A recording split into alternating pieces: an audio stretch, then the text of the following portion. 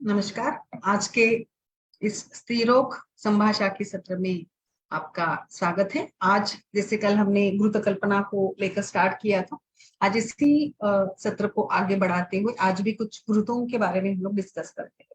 तो इसी क्रम में जैसे हमने देखा, कोई भी घृत बनाने के लिए इसमें कल्क और फिर घृत स्पेसिफिक जो भी आप यूज करना चाहते हैं, लाइक पुराना घृत हो या गो घृत हो, खास करके गो घृत का ही उपयोग किया जाता है, कल्क घृत।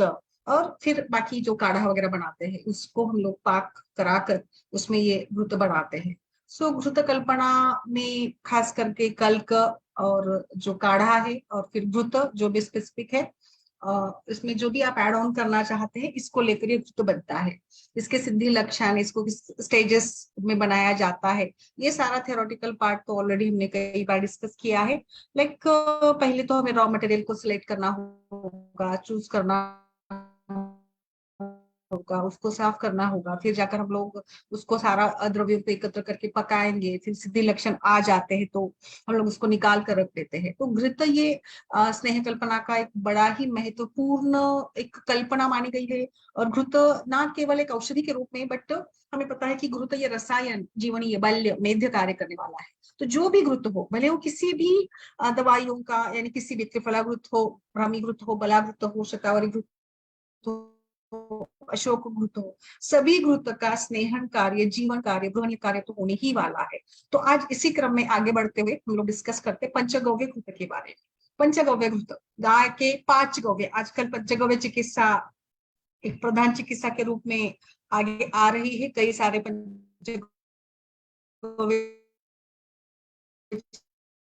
चिकित्सा को लेकर चल रहे हैं। तो मुझे लगता है ये एक अच्छा पहलू है, कि पहल भी है और पहलू भी है कि हम लोगों ने ये पंचकर्म या पंचगव्य चिकित्सा को एक अलग रूप से देखना स्टार्ट किया है। गाय के जो भी सारे 5 पार्ट्स होते हैं, दूध, उसका गोबर है या उसका घृत है, इन सभी को मिलाकर इस पंचगव्य घृत का निर्माण किया जाता है। तो पंचगव्य घृत कैसे बनेगा इसको मैं आपको बता देती हूँ। तो इसमें गाय के 5 पार्ट्स आते हैं। एक तो दूध आएगा, काउ मिल्क आएगा, उसका मूत्र भी आता है, उसका घी आता है, उसका दही आएगा, और फिर काउडंग यानी गोबर भी आएगा। तो इसके प्रॉपर्टीज मैं बता देती हूँ, क्योंकि पंचगव्य घृत में बाकी तो दशमूल वगैरह है जो वात का शमन करने वाले काफी सारे द्रव्य हैं, बट खास रूप से इसमें जो उन्होंने पंचगव्य यानी गाय के 5 अंगों का, गाय के 5 प्रोडक्ट्स का उपयोग किया है। तो काउ मिल्क आप सभी जानते हैं कि गोदुग्ध सबसे बड़ा सात्विक एक द्रव्य माना है। सभी दूधों में ये श्रेष्ठ भी है, सत्वगुण बढ़ाने वाला होता है, बुद्धि मेधा हृदय के लिए अच्छा है, मधुर रस वाला है, थोड़ा सा गुरु होगा ये, बट फिर भी इसका वीर्य जो है शीत वीर्य वाला है, वात पित्त का शमन करने वाला होगा। गोमूत्र, गोमूत्र ये कटु गुण का होगा, तिक्त होगा, थोड़ा सा उष्ण गुण का होगा, फिर भी इसका विपाक जो है कटु है, और ये वात का कफ का शमन करने वाला होगा, और इसीलिए इसको हम लोग यहाँ पे यूज करते हैं, गोमूत्र। देन आता है काउ घी, घी ये मधुर गुण वाला है, मधु स्कंद में मधुर वीर्य वाला है, गुरु भी होगा पचन के लिए। वात पित्त का ये अच्छा, वात पित्त दोनों दोषों के लिए अच्छा माना गया है, बट कफ में हम लोग इसका घृत का प्रयोग थोड़ा कम ही करते हैं। देन काउ का कर्ड, गाय के दूध से बना हुआ दही, दही तो दही के जो सामान्य गुण होते हैं, थोड़ा सा उष्णता इसमें है, मधुर है, अम्ल है, वो सारे गुण इस गाय के दही में भी आ जाते हैं। इसके साथ साथ ये वात में हम लोग नहीं यूज कर सकते, बट लाइक कफ के लिए थोड़ा सा ठीक रहेगा ये, और पित्त को बढ़ाने वाला माना गया है। देन गोबर, काउडंग, काउडंग ये तिक्त और कषाय गुण का है, लघु होगा, हल्का होगा, कटु विपाक वाला है, ये पित्त को बढ़ा देता है और वात का शमन करता है। तो इस प्रकार से इस पंचगव्य की प्रॉपर्टीज है। इस पंचगव्य के साथ साथ इसमें अलग से जो डाले गए हैं वो सारे कल्क द्रव्य जो है, इसको भी मैं बता देती हूँ। सो इसमें है दशमूल है, फिर है इसमें त्रिफला है, कूड़े की छाल है, मुरवा है, भारंगी है, छतवन है, गजपीपल है, अपमार्ग है, अमलतास भी लिया गया है इसमें, और इस सभी का कटगुलर है, इस सभी कटगुलर की छाल का यूज किया है। इस सभी को हम लोग समान मात्रा में लेते हैं, और फिर एक सेर लेकर इसको अर्धकुट अच्छे से थोड़ा सा मोटा मोटा पीस लेते हैं। इसमें हम लोग इसका काढ़ा बना देते हैं, पानी में इसको पका देते हैं, और फिर इसमें 2 सेर बच जाता है ना, तब इसको हम लोग छान लेंगे। फिर इसमें चिरायता, त्रिफला, त्रिकुट, चित्रक, निशोद, पाठा, दारू हल्दी, और सारिवा है, पुष्कर मूल है, कुटकी है, यवासा है, और सभी को मिलाकर पंचांग, नीम का पंचांग वगैरह मिलाकर बाउडिंग डालकर सबको हम लोग इसमें एक साधारण से एवरेज में 20 तोला इसका कल्क बना देते हैं। अभी हम लोग इस क्वाथ, हमने पहले क्वाथ बना लिया, फिर हमने इसमें ये जो द्रव्य मैंने बताया इसका कल्क बना लिया। अभी इसमें हम लोग डालेंगे गाय का घृता, फिर गाय का गोबर का रस, दही, दूध और गोमूत्र प्रत्येक 2 सेर की मात्रा में डाल देते हैं और सबको एकत्र मिलाकर अच्छे से घुट की तरह हम लोग इसको जैसे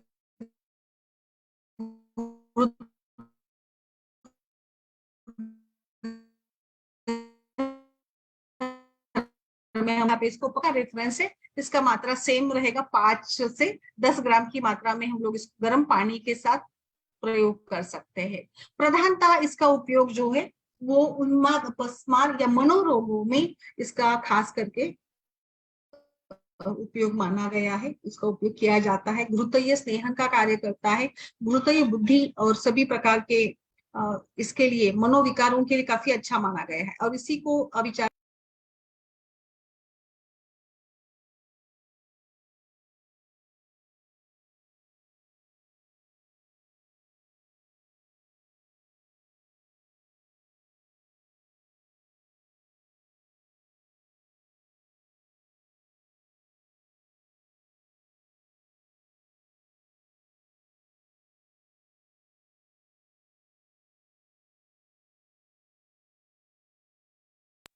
अभी इसका प्रयोग कहाँ कहाँ पर करेंगे, तो गाय के सभी जो भी प्रोडक्ट्स होते हैं उनको खास करके सत्वगुण प्रधान माना है ना, तो इसीलिए सत्वगुण को बढ़ाने के लिए जहाँ पे रजोगुण बढ़ा है, इस रजोगुण को तमोगुण को कम कराने के लिए, जैसे उन्माद है, अपस्मार है, मनोकायिक सारे मानसिक विकार है, चिंता है, विभ्रम है, मद है, मोह है,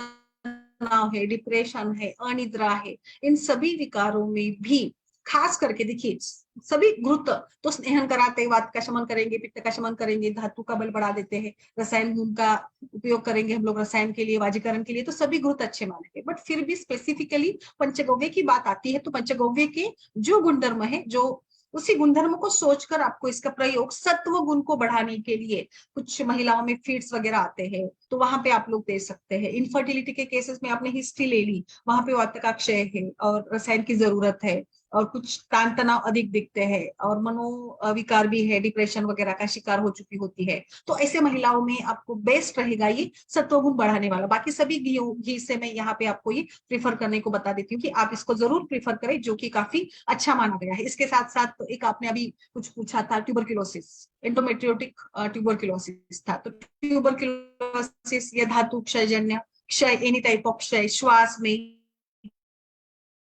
और गुल्म में, गुल्म ये वात प्रधान व्याधि है, इसमें काफी पेन रहता है, उदर में, पेट दर्द में, और कई बार पेट का या कुछ ऐसे इसमें ना सूजन वगैरह आ जाती है, इन्फ्लामेटरी कंडीशन होती है, तो उन सभी में भी इन्फ्लामेशन यानी सूजन, तो सूजन जब भी होगी तो पित्त का यहाँ पे बढ़ जाता है ना, पित्त दोष, तो इसको कम कराने के लिए भी पित्त शमन कार्य करेगा पंचगव्य घृत, इसलिए इसके भी हम लोग उपयोग में ला सकते हैं। अतिसार, अधिक मात्रा में जुलाब हो जाते हैं, जुलाब के बाद जो थकान आती है, तो इस थकान को कम कराने के लिए, जैसे अतिसार के बाद कई बार ना वायु की शिकायत होती है और कई बार लाइक गैसेस वगैरह भी बनने लगते हैं, तो ये कम कराने के लिए भी स्नेहन करना जरूरी होता है, क्योंकि हमारे आंतड़ों में एक प्रकार का रूखा बना जाता है बार बार मल त्याग करके, तो इस आंतड़ों को, इंटेस्टाइन को सॉफ्ट बनाने के लिए घी काफी अच्छा काम करता है। और घी जैसे ही सेवन करना स्टार्ट कर देते हैं तो आंतड़ों की यानी वहां की स्नायु की, मसल्स की जो मूवमेंट है, मल को निकालने की, आगे बढ़ाने की, मल विसर्जन की जो प्रक्रिया है जिसमें मसल्स इन्वॉल्व होते हैं और आंतड़ों की ही गति से ही आगे मल धकेला जाता है और फिर गुद की तरफ लिया जाता है और फिर गुद के संकोच विकास की क्रिया से मल का विसर्जन किया जाता है। तो इन सभी में जो स्नायु काम करते हैं ना, उस स्नायु में एक प्रकार का लचीलापन होना जरूरी है। अधिक मात्रा में जुलाब के बाद एक प्रकार से ये स्नायु जो है उसमें रूखापन आ जाता है और फिर कॉन्स्टिपेशन के जैसे या फिर मरोड़ आकर मल त्याग होता है। तो इससे सभी कंडीशन के लिए मलों की गुठलियां बनती है। कभी कभार क्या होता है ना कि अतिसार में हम लोग स्तंभन कर देते हैं, आप ऑब्जर्व करिएगा जरूर, अतिसार में या डायरिया में हम लोग कुछ O2 वगैरह का प्रयोग करते हैं कुछ लोग, तो ऐसे स्ट्रॉन्ग टाइप का एंटीबायोटिक या स्तंभक चिकित्सा, कोई भी एलोपैथी हो, आयुर्वेद हो, करने के बाद कई बार ऐसा होता है कि पेशेंट बोलता है कि अभी कॉन्स्टिपेशन हो रहा है। तो बिल्कुल, तो यही बात है यहाँ, इसीलिए यही समझना है कि आंतड़ों में जो रुक्षता आई है, मसल में जो ऐंठन आई है, ऐठन के कारण दर्द होगा, तो इस ऐठन को कम कराने के लिए स्नेह की आवश्यकता होती है। तो इसमें पंचगव्य घृत काफी अच्छा माना गया है। इसकी अतिरिक्त जैसे मैंने शुरू में ही बता दिया था, अपस्मार है, उन्माद है, फिट्स है, इसमें भी काफी अच्छा रहेगा। पांडु, कामला, यकृत विकार, पांडु कामला भी पित्त प्रकोप जनित व्याधि है। पांडु में भी स्नेहन काफी अच्छा माना गया है। स्नेहन दुग्धपान, इसमें आचार्य बताते हैं दुग्ध पे ही पेशेंट को रखिएगा। कामला में भी स्नेहन की जरूरत पड़ती है, वातज अगर कामला हो तो। खांसी, दमा, अस्थमा में खास खासकर धातु का क्षय, कभी कभी ये खांसी ट्यूबरक्लोसिस की भी होती है। तो प्राणव स्तोत्रस की दृष्टि में भी वात प्रकोप जन्य, वात और कफ की दृष्टि होती है, तो इसमें हमें एक प्रकार से वात को कम कराने के लिए स्नेह गुण की जरूरत होती है, तो इसमें भी आप दे सकते हैं इसको। इसके साथ बाल ग्रह में खास करके देखिए, बाल ग्रह, बालकों में, बच्चों में कौन सा घृत देंगे, इसमें ब्राह्मी घृत अच्छा माना गया है। महाकल्याण घृत बेस्ट रहेगा। और इसके साथ साथ इस घृत का भी आप प्रयोग कर सकते हैं, पंचगव्य घृत। बच्चों में बाल ग्रह की विकार है, बुखार आती है, खांसी है, बच्चा किरकिर करता है, रोता है, तो उसको पाव पाव चम्मच घी रोज पिलाइएगा। वो आपको सच में बहुत ही अच्छे रिजल्ट इसके मिलेंगे। मतलब एक ओवरऑल उसका बल बढ़ेगा, रसायन उसका वेट गेन होने में भी मदद मिलती है, धातु क्षीणता में और मांसाश्रित वायु में।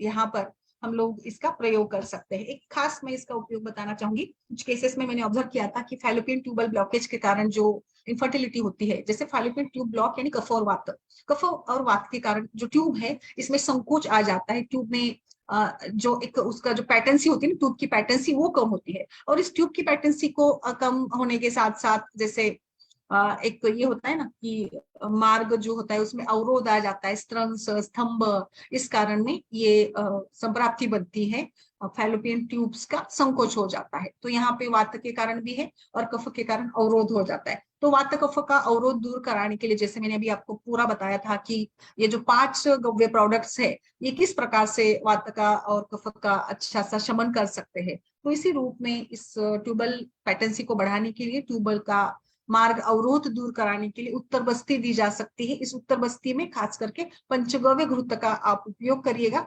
और मैंने खुद से इसके अच्छे रिजल्ट्स देखे हैं कि आपको पंचगव्य घृत का उत्तर बस्ती देने से ट्यूबल ब्लॉकेज दूर होता है और पेशेंट की इंप्रूवमेंट होती है, मतलब इनफर्टिलिटी के केसेस में इंप्रूवमेंट देखी जाती है, तो ट्यूबल पेटेंसी बढ़ जाती है। तो ऐसे केसेस में भी आप इसका प्रयोग कर सकते हैं। दूसरा मैं आपको वातज योनि व्यापक में इसका आप उपयोग कर सकते हैं, बस्ती के लिए करिए, स्नेहपान के लिए कर सकते हैं, उसमें बहुत अच्छा रिजल्ट आपको मिल जाता है पंचगव्य घृत का। तो जहां पर भी रज और तमगुण बढ़ा है, ऐसे मनोकायिक विकारों में आप इसका प्रयोग करिएगा। और कई बार तो पेशेंट लाइक थोड़ा सा चिंतित होती है, नींद ठीक से नहीं आ जाती है, कुछ तान तनाव के कारण वगैरह। अभी इनफर्टिलिटी के केसेस में भी बाद में पेशेंट बहुत डिप्रेस हो जाता है। तो इस डिप्रेशन के केसेस में उसको मनोबल बढ़ाने के लिए, मनोबल जब जैसे कम होगा तो खान पान कम होगा, अग्निमांद होगा, फिर धातु का बल ठीक से नहीं रहता है, वजन कम होने लग जाता है। तो ऐसे कंडीशन में स्नेहन का उपयोग करते हैं जरूर, तो इसमें पंचगव्य ऐड करिएगा। और आप इससे भी स्नेहपान के लिए, ऐसे केसेस में जहां आपको वमन देना है, जहां विरेचन देना है, ऐसे केसेस में स्नेहपान कराना होगा। जो रजगुण बड़ा है, रजगुण की चंचलता के कारण वात प्रकोप, विभ्रम, भ्रम, ऐसे कंडीशंस है। जैसे उन्माद अपस्मार का मैंने उदाहरण दिया, उन्माद अपस्मार में ऐसे केसेस में अगर पंचकर्म करना होता है तो पंचगव्य घृत का आप स्नेहपान करा कर भी दे सकते हैं। और एज अ पार्ट ऑफ स्नेहपान, एज अ पार्ट ऑफ स्नेह, इंटरनल एडमिनिस्ट्रेशन ऑफ घी, कल्पना, तो घृतपान कराने के लिए भी आप पंचगव्य का प्रयोग जरूर कर सकते हैं। तो इस प्रकार से मेरे विचार से पंचगव्य घृत स्त्री रोगों के इन सभी कंडीशंस में आप लोग यूज कर सकते हैं। बताइए अभी आप, आपकी तरफ से आपने कभी किसी ने यूज किया है इसको, और किस प्रकार से यूज किया है और आपको कैसे रिजल्ट्स मिले हैं। नमस्कार सभी को। माधुरी जी बोलिए मैम। नमस्कार मैम। मैम मैंने यूज नहीं किया है पंचगव्य घी, ओके, अच्छा। आप कौन सा यूज करती है ज्यादा घी। मैम मैं तो अभी यहाँ पे मेरे यहाँ अवेलेबल, मतलब मैं उत्तर बस्ती यूज नहीं करती हूँ हाँ मैम। नहीं ठीक है, बट ऐसे स्नेहपान के लिए वगैरह। स्नेह पैम के लिए मैम मैं गोघृत ही बोलती हूँ पेशेंट, हम्म या शतावरी घृत वगैरह ऐसा रहता है ना। ठीक है मैम। पेशेंट के मतलब डिपेंड क्या केस आई है हाँ उसके वो तो ऊपर। ठीक है। मतलब हाँ। कुछ ग्रोथ है वो तो त्रिफला ग्रोथ, वरुण आदि ग्रोथ ऐसे जो रहता है हम्म वैसे हम्म हम्म हम्म हम्म, डिपेंड। अच्छा ठीक है। पंचगव्य मैम अभी तक तो नहीं यूज। ओके वहाँ ओके। कल्याण में घृत यूज किया है, पर हम्म। पंचगव्य देखूंगी अगर अभी आगे कोई पेशेंट नहीं है। हाँ बिल्कुल बिल्कुल। क्योंकि मैम इधर बॉम्बे में ना दे डोंट, बेसिकली घृत के लिए उनको अवर्जन रहता है पीना, मतलब। हाँ हाँ हाँ। तो पंचगव्य मैंने सुना है वो बहुत ये रहता है टेस्ट में, अलग बहुत। अलग टेस्ट रहती है वैसे मैंने सुना ऑफ है। कोर्स ना, तो वो पंचगव्य तो के और प्रोडक्ट्स है ना ही, इसमें मिलाए गए हुए। हाँ, तो और ही वो ये नहीं, महातिक्त बोलती हूँ तो कोई लेने को नहीं मैम तैयार।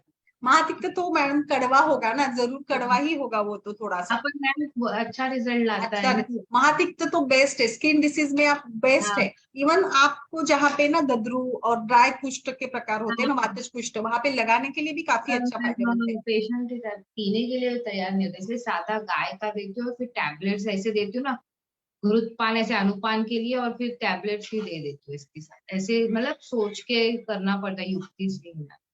बिल्कुल वो तो है ही बिल्कुल। हाँ, क्योंकि इधर जॉब के लिए जाते हैं मैम, सुबह से रात को 9 बजे आएंगे, तो उनको ये सब नहीं, वो लोग बोले कि आप कितना हमको ये कर, तो उनके हिसाब से वो सब बैठाना चाहिए ना, इधर ऐसा होता है। वो तो है थोड़ा सा मतलब, गांव में अलग समस्या होती है और शहरों में अलग समस्या होती है। हाँ गांव में आयुर्वेद प्रैक्टिस करते हैं तो थोड़ी सी गांव के लोगों में लाइक पैसे को लेकर थोड़ी सी होती है ना, मतलब कि बाबा हम्म, इतना पैसा लग जाता है इसके मेडिसिन के लिए।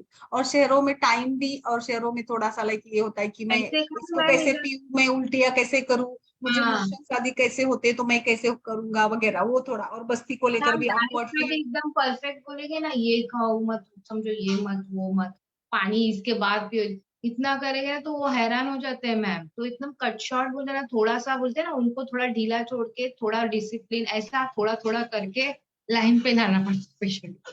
नहीं तो वो तो पूरा है। ऐसा कि आप इसमें इस टाइम पे ये करो, अभी सुबह ही जाना पड़ता, तो इस टाइम पे योगा करो, उनको फिर नींद भी नहीं मिलती है, फिर वो दिवा स्वाप करते हैं। हम बोलते हैं कि ना, वो लोग रात को भी सोए तो भी है ना मैम, उनको 5 घंटे की अगर नींद हुई, तो फिर उनको दीवार स्वाप करना भी जरूरत पड़ती है ना, फिर नींद ही नहीं मिलती है उनको, ऐसा प्रॉब्लम होता है मैम बहुत, मतलब अभी किसी के एग्जाम्स होते हैं, किसी के क्या केस है, वो इतना रात्रि मुंबई जागरण में तो थोड़ा सा ट्रैफिक का भी इशू रहता है मैम, हाँ ट्रैवलिंग का traffic, इशू, लोग सवेरे बहुत घर से traffic है। निकलते हैं, रात को लौटते हैं, तो उनके लिए तो हाँ, मुश्किल जरूर होती है, आई उसके बाद अंडरस्टैंड। मैम वो लेडी खाना बनाएंगे आके, फिर सोचिए उसका घर का काम करके उसको रात का 1 बजता है सोने को।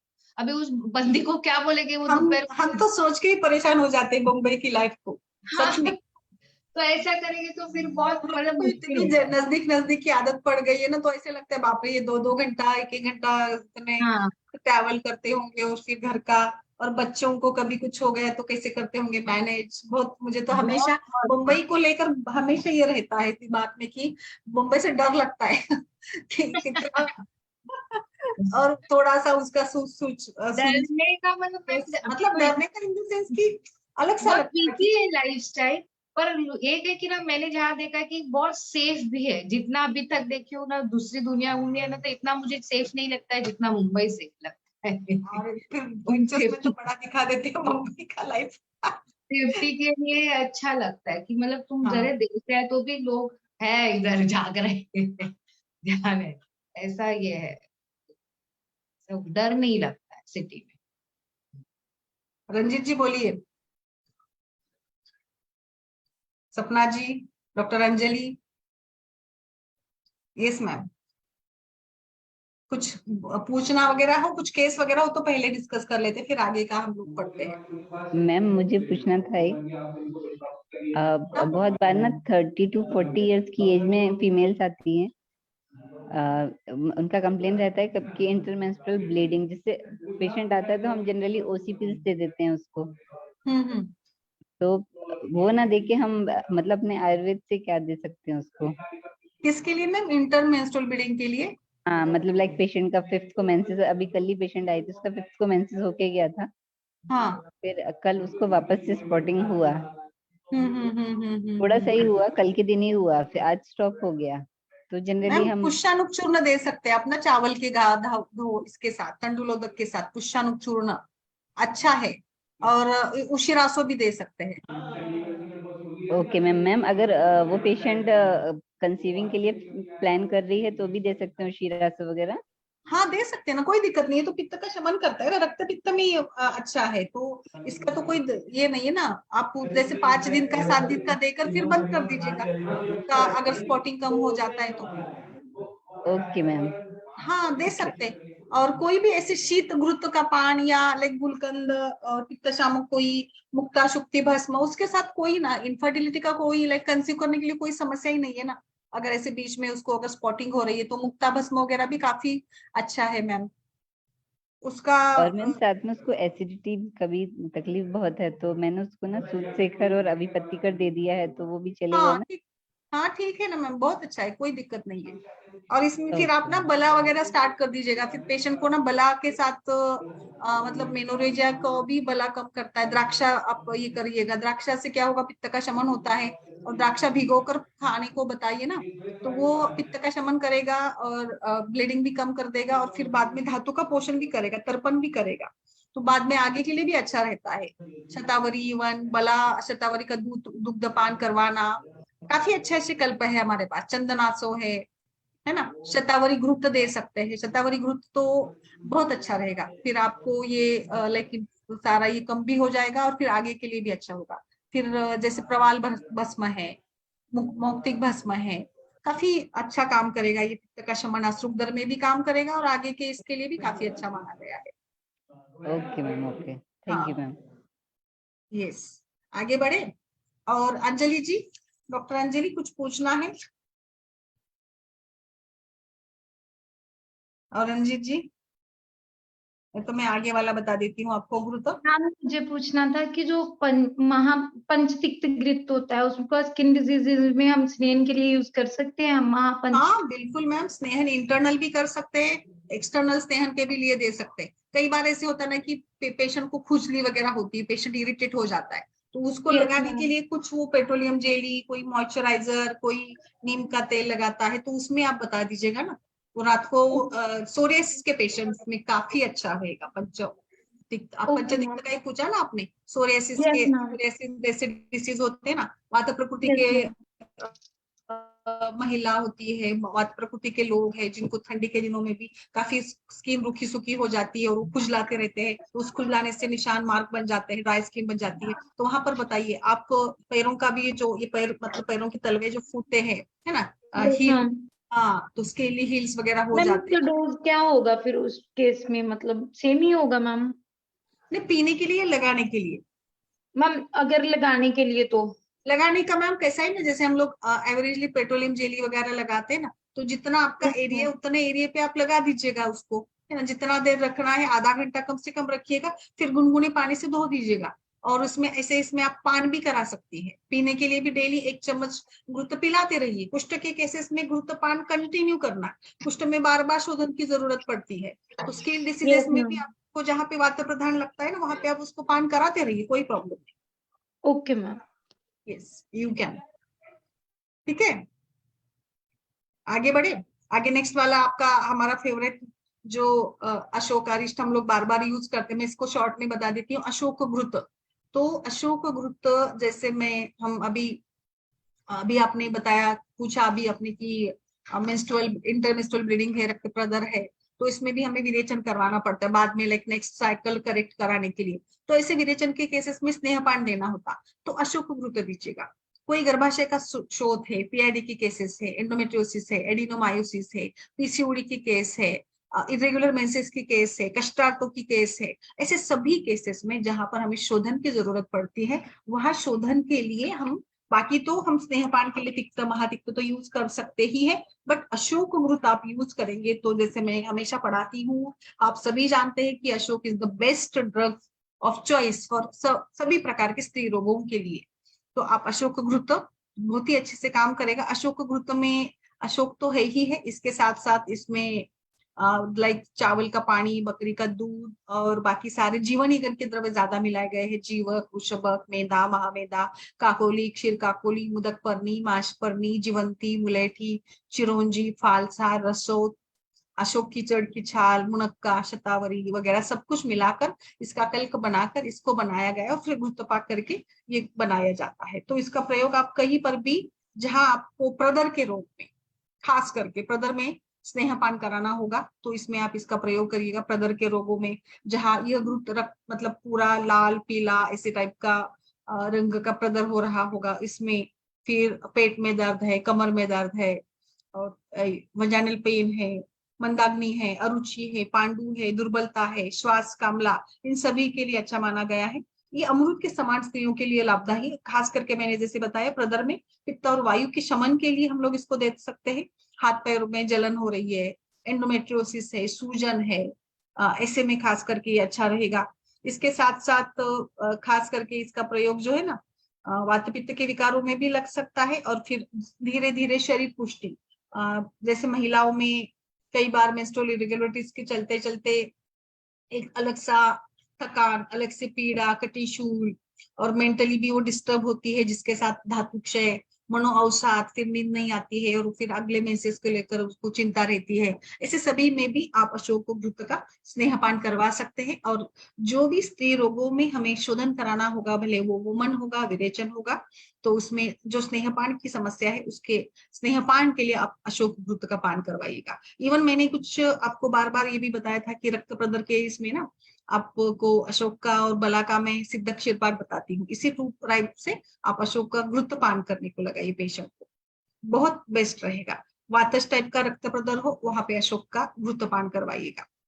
और कोई भी रक्त प्रदर में तो पित्त के लिए भी अच्छा चल जाएगा, बट वात इसमें स्नेह की जरूरत होती है, तो घृत के गुण भी मिलेंगे, जो मेध्य, रसायन, वाजीकरण, स्नेहन सारे। और अशोक का जो भी गर्भाशय का काम है ना, अर्थोस्तोतस पर जिस प्रकार से अशोक काम करता है, वो सारे काम भी आपको यहाँ पे मिल जाएंगे। तो it is a best one, best remedy for any type of स्त्री रोग में जहाँ पे भी आपको देना होगा घृत, वहां पे आप इसका प्रयोग कर सकते हैं,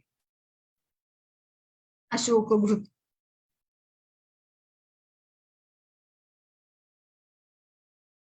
दूध है या गर्म पानी के साथ इसका यूज कर सकते हैं। किसी ने यूज किया है अशोक घृत का? रंजीत जी, अंजलि, अर्शिया?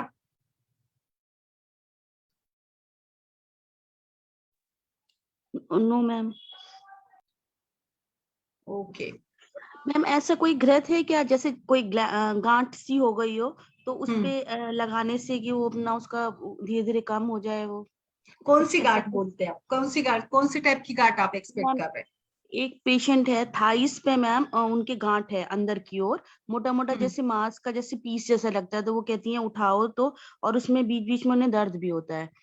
तो मैंने बोला था कि भाई किसी सर्जन को दिखाने के लिए, तो बोल रही थी नहीं आप कुछ ऐसा मतलब लेप या कुछ ऐसा लगाने से ऐसा हो सकता है कि वो अपने आप अंदर धीरे धीरे गल जाए। मैम वो एज क्या है पेशेंट की? इट इज लाइपोमा टाइप का है क्या वो? कोई कुछ नहीं मैम, वो देख? लाइपोमा तो नहीं है, ठीक ऐसे ही मांस जैसे हो गया है बस। तो अच्छा, खुजली भी होती थी पहले, अब वो नहीं होती है, बीच बीच में दर्द बताती है, होता रहता उसमें है। कुछ पाक है, दाह है, क्या है? नहीं, कुछ भी नहीं मैम, बस केवल मांस ऐसे पैर उठाती है तो दिखता है कि अंदर मतलब उन्हें लगता है कि देखो मोटा मोटा सा है। एज क्या है पेशेंट की? 62। अच्छा, तो इस एज में थोड़े कभी कभार हो सकते हैं। मैम यस काफी यस। टाइम से है बता रही थी, तो पहले दर्द नहीं करती थी, अब दर्द होने लगा है बता रही थी। हम्म हम्म हम्म हम्म तो कोई हम्म। मैम ऐसा कोई ऐसे आयुर्वेद में ऐसा कोई वैसी भी मैम, जैसे किसी की किसी जगह का मांस या कुछ कम करना, तो ऐसा कोई लेप है जो अंदर अंदर थोड़े से एक्सेस मांस को थोड़ा सा गला दे अंदर ही अंदर? पहले रिपोर्ट निकाला क्या आपने? कुछ स्कैन वगैरह किया है क्या? हम्म। ऐसे डायग्नोस नहीं होना नहीं। चाहिए ना। हाँ मैम, अभी कुछ करा नहीं है, वो क्या बता पता रही कभी थी। कोई कैंसरस गांठ रहती है, या मुझे पता वही, मैं वही बोलने वाली थी कि किस तो टाइप का ये है। एक्सपेरिमेंट नहीं करना चाहिए, क्योंकि है ना, पहले इन्वेस्टिगेशन कीजिए क्या है, फटाफट सर्च आउट कि क्यों आया, कैसे हुआ, कौन सी गांठ है। सर मतलब देखना चाहिए, वेट लॉस है क्या, सर्वाइकल, कोई अदर लिम्फ नोड्स भी कुछ बड़े हैं क्या, ये सब देखना चाहिए। और मैम कुछ तो सीटी स्कैन या कुछ उधर का ये करना चाहिए, इन्वेस्टिगेशन। ठीक है मैम। हाँ, कर थोड़ा सा एज के विचार से ना मुझे लगता है ना, वो जैसे आप बोल रही हो वो तो ठीक है, बाकी तो हम लोग दे तो सकते हैं मेडिसिन, तो मुझे लगता है त्रिफलाग्रुत वगैरह दे सकते हैं हाँ इसमें। ऐसे मैम तो कांचनार है, वरुणादि हम्म काढ़ा है, पर पहले डायग्नोस तो होना दसांग चाहिए लेप ना दे कैसे लगा हुआ है। सकते हैं। हाँ, बट कल हम ऐसे ही दिया तो फिर अच्छा है, तो कहीं बढ़ गई तो क्या देखना चाहिए था मैम क्या है पहले। बाकी कोई कंप्लेन कुछ भी नहीं है? अंजलि? मैम कुछ भी नहीं है बाकी कोई कंप्लेंट? मेंस्ट्रुएशन उसका मतलब मेनोपॉज हो गया?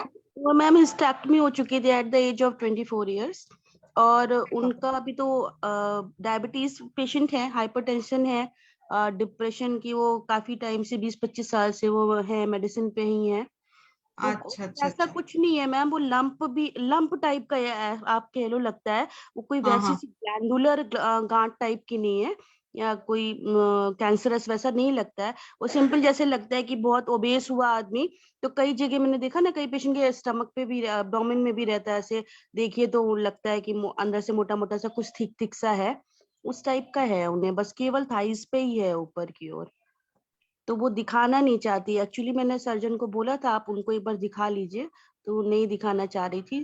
तो मैं ऐसी जनरल पूछ रही थी कि ऐसा कुछ भी जैसे उनके केस हाँ में मैं नहीं। समझ रही हूँ, मैं समझ रही हूँ। ऐसे कुछ हाँ महिला लाइक ना कुछ ओल्ड एज के व्यक्तियों में हमने देखा है, हम देखते हैं कि उनको कहीं ना कहीं से मांस का आ जाता है, थोड़ा वो कुछ बढ़ता है उसमें ना, ग्रंथि अर्बुद का ही प्रकार मान सकते हैं इसको एजिंग के हिसाब से। बट कई बार उसको इन्वेस्टिगेट करने की भी जरूरत पड़ जाती है। अगर आप ऐसे देना चाहते हैं तो थोड़ा वेट वगैरह बढ़ा है पेशेंट का?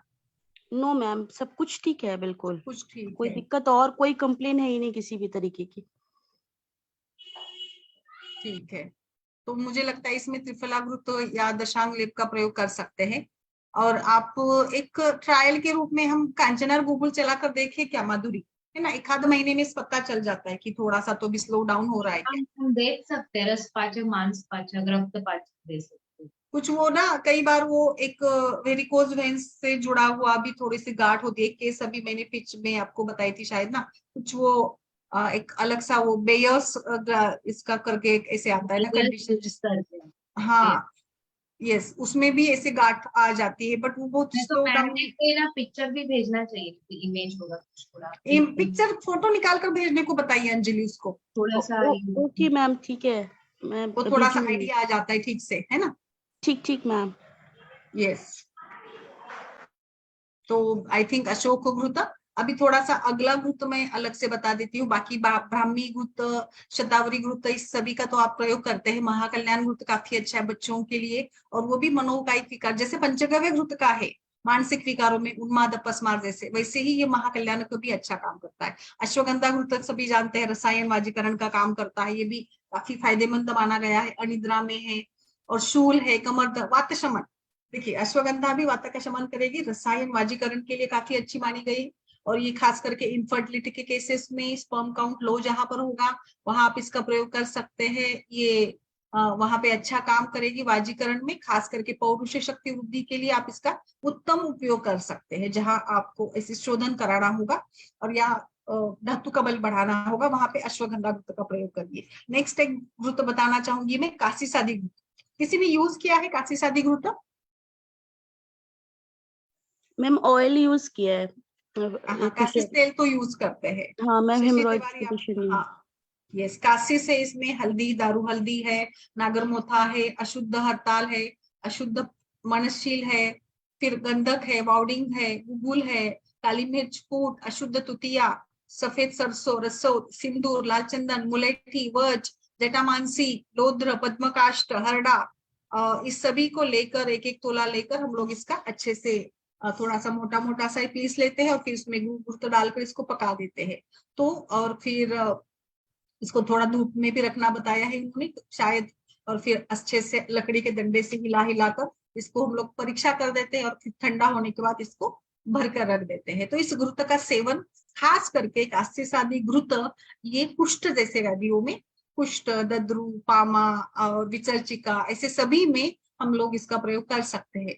इसके साथ विसर्प, वातरक्त और विसर्चिका, विस्फोट, फोड़े वगैरह आ जाते हैं ना, सिर के फोड़ है, कुछ कई बार उपदंश के फोड़े है, नाड़ी का व्रण है, शोथ है, बगंदर का है, इसमें भी आप इसका प्रयोग कर सकते हैं। इसको इस फोले पर या फोड़ों पर आप इसको लगा सकते हैं। ये व्रण शोधक है, व्रण रोपक भी है। अभी आप पूछ रही थी ना, तो उस टाइप में ये मैडम पूछ रही थी ना अंजलि, तो उसी टाइप में मुझे लगता है फोड़ विस्फोट वगैरह भी काफी कॉमन होते हैं डिसीज, तो उस डिसीज में भी हम लोग इसका प्रयोग कर सकते हैं। तो काशी सादी घृत ये स्किन के विकारों के लिए खास करके फोड़े, फफोड़े, एनी टाइप ऑफ व्रण, शोफ, सूजन, इन सभी के लिए आप इसका प्रयोग कर सकते हैं। और फोड़ों को मिटाकर ये व्रण सूखना और वहां की त्वचा का भी एक प्रकार से व्रण प्रसादन करना और पहले की जैसी नॉर्मल त्वचा वहां पर आने के लिए भी ये मदद कर देता है, वर्ण को सुधार देता है, ओवरऑल ये वर्ण को सुधार देता है। ओके, काशी सादी घृत, तो थोड़ा अलग अलग घृत हम लोग थोड़ा रिवाइज हो जाए इसके लिए मैंने इसको रखा था। नेक्स्ट है कामदेव घृत, ये भी वाजीकरण के लिए ही यूज किया जाता है, पुष्टिकारक है, वीर्यवाहिनी नाड़ी की कमजोरी के लिए वगैरह इसका प्रयोग होगा। कुमार कल्याण घृत, ये बच्चों में खास करके उपयोग में लाया जाता है कुमार कल्याण घृत, जो लाइक बल वर्ण कमी के लिए, या फिर जैसे बच्चों में दांत आने लगते हैं ना, उस समय के लिए अच्छा माना गया कुमार कल्याण घृत। उस समय पे बालकों में वजन कम हो जाता है, तो हम लोग चिंता करते हैं कि बच्चे का वजन कम हो रहा है, दांत आ रहे हैं, या फिर बाल शोष, रिकेट्स, ऐसे व्याधि है जिसमें प्रोटीन एलर्जी, माल न्यूट्रिशन, क्वाशिकोर है, मैरस्मस है, इन सभी में भी इसका प्रयोग कुमार कल्याण घृत बेस्ट माना गया है। कुमार कल्याण घृत हम इसको गोदंती भस्म के साथ अगर देते हैं या फिर सितोप्लादी चूर्ण के साथ, तो बच्चों की खांसी वगैरह, खांसी के साथ उसमें थकान सी होती है, शोष धातुओं का होता है ना, धातु क्षय वगैरह हो जाता है, तो बच्चा धष्ट पुष्ट बनाने के लिए, बच्चे के धातु का बल बढ़ाने के लिए ये कुमार कल्याण घृत अच्छा माना गया है। और फिर हुपिंग कफ है, खांसना, और क्या बोलेंगे उसको, कुकुर खांसी बोलते हैं ना, इसमें आप इस घृत को सितोप्लादी चूर्ण के साथ दे सकते हैं, काफी अच्छा है। कुमार कल्याण घृत बच्चों के विकारों के लिए काफी अच्छा माना गया है। बच्चों में दांत आने की समस्या, दांत आने का जो समय रहता है, यानी 1-1.5 साल की उम्र में तो काफी वजन कम होता है, पहले हेल्दी बच्चे रहते, फिर जैसे दांत आने लगती तो माँ शिकायत करने लगती कि मेरे बच्चे का वजन घट रहा है, उसको दांत निकल रहे हैं, उसको दस्त हो रहे हैं, उसको वोमिटिंग हो रही है, तो इसमें क्या हम लोग क्या दे वजन बढ़ाने के लिए, उसको हेल्थी रखने के लिए, तो वहां पे आप कुमार कल्याण घृत का ऑप्शन बहुत ही बेस्ट है, तो शोष में अच्छा काम करेगा कुमार कल्याण घृत पान कराने से। ठीक है, नेक्स्ट है चित्रकादि घृत। चित्रकादि घृत, ये इसमें हम लोग इसका प्रयोग जो है दीपन पाचन के विकारों में करेंगे, अतिसार जैसे इसमें जहाँ पे आपको अरुचि वगैरह है, तो अग्नि को दूर कराने के लिए, मंदाग्नि के जैसे पेशेंट है उसमें हम इसका प्रयोग करेंगे। जैसे आप सभी जानते हैं कि चित्रक ये अच्छा सा दीपन पाचन कराने वाला द्रव्य है, तो चित्रकादि घृत जब भी हम अग्नि प्रदीपक के रूप में ही गुल्म, सूजन, उदर रोग, जहाँ पे काफी अग्निमाद्य जनित व्याधि है, बवासीर वगैरह, इन सभी में इसका प्रयोग हम लोग कर सकते हैं। तो इस प्रकार से आज कुछ घृतों को लेकर हमने चर्चा की है, अलग अलग घृत कल्पना और उसके घृतों को लेकर। सो आई होप कि आप सभी के लिए ये यूजफुल रहा होगा। किसी का कुछ सवाल हो तो बताइए, नहीं तो फिर आज हम लोग यहाँ पे, हाँ रंजीत जी बोलिए, बोलिए बोलिए। हेलो मैम, मुझे मैम पूछना आप था। पूछ लीजिए। हाँ मैम, जैसे जो शतावरी है ना, तो मैम अगर जैसे ये स्तन्य को हम बढ़ाने के लिए भी देते हैं, अगर ये दिया जाए जैसे सूतिका वगैरह में, तो ये स्तन्य बढ़ाएगा या उसकी क्वालिटी को बढ़ाएगा, मतलब क्वांटिटी को बढ़ाएगा या क्वालिटी को बढ़ाएगा, किस तरीके से? क्या है क्वालिटी मेरी बढ़ाएगा मेरे विचार ना, ये ना क्वांटिटी बढ़ा देगा, क्वालिटी के लिए आपको स्तन्य शोधन या स्तन्य जनन भी द्रव्य आप इसमें यूज कर सकते हैं, स्तन्य जनन के जो गण है ना उसके द्रव्य। बट शतावरी मेनली ना धातु का बल बढ़ा देती है, तो रस धातु का पोषण कर देती है, तो मुझे लगता है रस धातु अच्छा बनेगा तो उसका स्तन्य भी अच्छा बनेगा, तो ओवरऑल आई थिंक कि शतावरी ये एनहांस करती है, उसकी मात्रा को भी बढ़ा देगी और कुछ मात्रा तक उसकी क्वालिटीज को बढ़ा। ओके मैम, क्या है मेरी क्वालिटीज को लेकर सिस्टर को क्या हो मुझे रहा है? लगता है 50% ही काम होगा, क्वांटिटी अच्छा को तो जरूर बढ़ा देती है, बट अच्छा क्वालिटी अच्छा वाइज तो आपको फिर सात्विक गुण वाले द्रव्यों का प्रयोग करना होगा। गाय का घी है, गाय का घृत है, जैसे मैंने अभी बताया, तो आप हाँ। क्वालिटी बढ़ा देती है ऐसे। अच्छा ओके मैम, थैंक यू। क्योंकि मेरी सिस्टर को क्या हो रहा है कि मतलब वो बहता रहता है, बीच बीच में बह जाता है वो अपने आप, दूध दूध स्तन्य। पतला है क्या मैम? उसकी प्रकृति के हिसाब हाँ से भी दूध होगा, हाँ, थोड़ा सा मातृस्तन्य पतला टाइप दृष्टि ही है है। क्या? अच्छा, तो आप हाँ तो थोड़ा स्तन्य शोधन के द्रव्य थोड़ा सा यूज करके हाँ मैं देखिए। वही सोच रही हूँ, अब मैं स्तन्य शोधन के द्रव्य दूं। और शतावरी रखा हुआ है, बट मुझे वही समझ में नहीं आ रहा कि मुझे उसको देना चाहिए कि नहीं, क्यों नहीं देखिए देना चाहिए, शतावरी क्योंकि तो ना ऑलरेडी उसको बह रक्तों रहा को है। बढ़ा हाँ देती है, पुष्टि करा हाँ देती है, बट आपको यहाँ पे अगर लगता है कि फेनिल और रूखा सूखा और पतला वाला स्तन्य है तो ये वातज प्रभावित होगा, तो वहां पे शोधन करवाइएगा एक बार से। अच्छा, तो फिर शोधन स्तन्य शोधन स्तन्य द्रव्य शोधन का माँ। उपयोग करें। ओके ओके, वो बेटर रहेगा। Thank you ma'am. यस, हाँ बोलिए रंजित। मैम मेरे को पूछना था कि जो एडिनोमायोसिस की पेशेंट थी जिनको इनफर्टिलिटी की प्रॉब्लम थी, तो उनको हमने मतलब चंद्रमबला लाक्षादी तेल से मात्रा बस्ती दी थी और टंकम बसम भी दिया था। तो अभी उनको 29 को मेंसेस आने हैं, तो अभी आपने बोला था पुत्रक जीवक और शिवलिंगी बीज चूर्ण 15 दिन के लिए, और शीरपाक बोला था, बला शतावरी अश्वगंधा शीरपाक।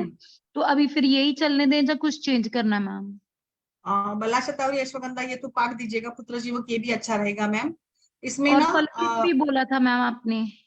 फलरुद्ध भी बोला था ना। Yes ma'am.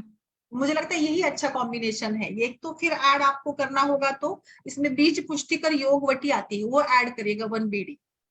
Okay ma'am. बाकी तो मुझे लगता है ये बेस्ट कॉम्बिनेशन है अभी। Okay ma'am.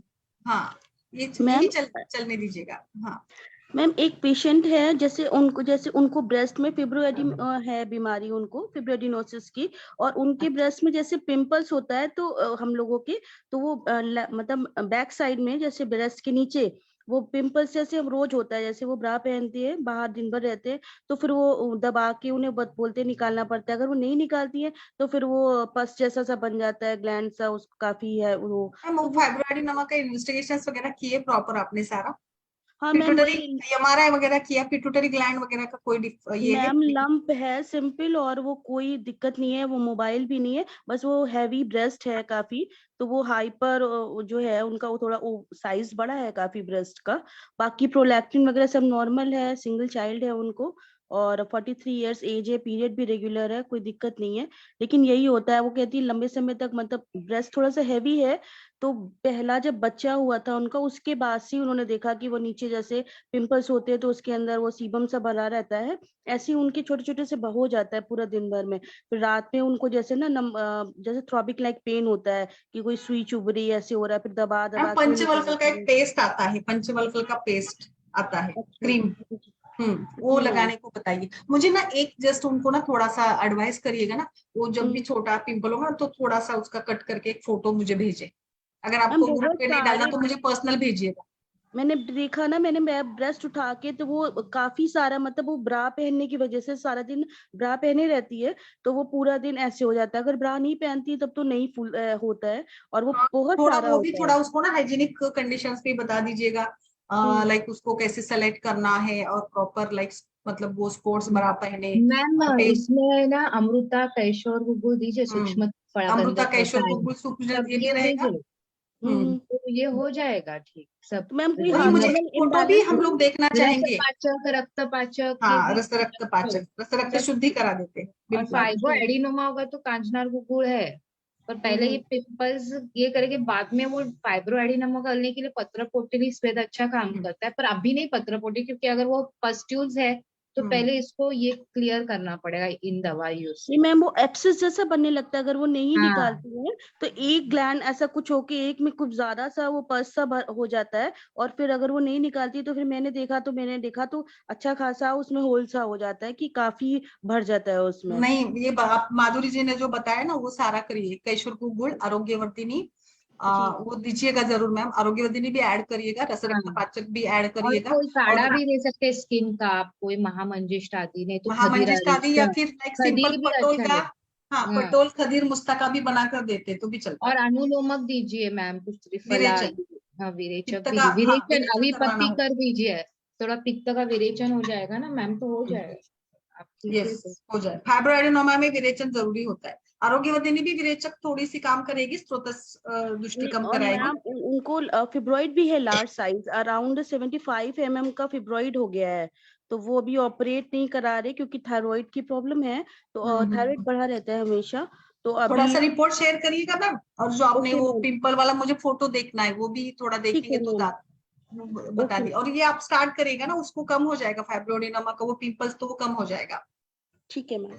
ऐसे विरेचन और ये करा, है ना, अच्छा केस है ये, आप उसको सॉल्व करिएगा अंजलि, और बताइएगा मुझे, और कल रिपोर्ट और उसका फोटो शेयर करेगा, ठीक ओके है? मैम। ओके, चलिए, अच्छा लगा ये केस, मुझे लगता है अच्छा, हमें इसमें जो रस रक्त दुष्टि वात पित्त का ये है धातु, रस रक्त धातु और वात पित्त का इन्वॉल्वमेंट है, तो पित्त के लिए विरेचन करा देते हैं इसमें।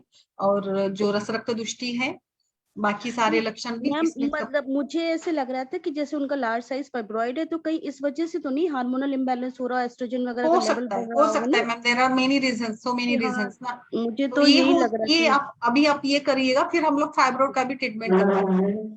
ठीक है। मैमोग्राफी किया है ना, मैमोसोनोग्राफी किया है ना मैम? हाँ, मैं वही पूछने भी मैम वाली थी। ठीक है मैम, वो बस ये कि काफी ज्यादा ब्रेस्ट में लंप से है और टिश्यूज अच्छा, बढ़े हुए हैं, तो हाइपर ओवेरियसिस हो गया है उन्हें, साइज बढ़ा हुआ है काफी। ओके। तो एक तो फिब्रॉइड भी है और दूसरा ओवी ये हो गया, ब्रेस्ट का साइज बढ़ा हुआ है काफी। करिए, आप दे स्टार्ट करिए ये सारा ना, गुड़ और ये आरोग्यवर्धिनी, कम हो जाएगा मैम, डोंट वरी। एज क्या है पेशेंट की? Ma'am 43 years. ठीक है, ठीक है, ठीक है। और कल बताइए मुझे रिपोर्ट्स वगैरह। ठीक है मैम। ओके, चलिए फिर कल मिलते हैं नए विषय के साथ। नमस्कार सभी को।